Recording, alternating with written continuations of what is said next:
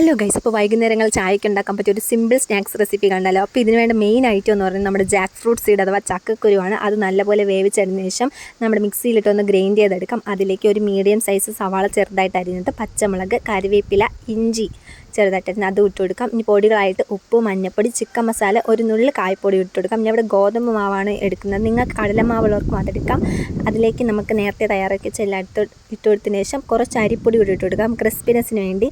ഇനി നമ്മുടെ ബാറ്റർ തയ്യാറാക്കാം. ഒരുപാട് ലൂസും ആകാൻ പാടില്ല, ഒരുപാട് തിക്കും ആകാൻ പാടില്ല. ഈ ഒരു പരുവത്തിന് നമുക്ക് ബാറ്റർ തയ്യാറാക്കിയെടുക്കാം.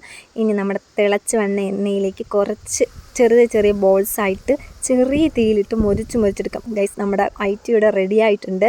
നമുക്കിനി ടേസ്റ്റ് ചെയ്ത് നോക്കാം. കണ്ടില്ലേ, അടിപൊളിയാണ്.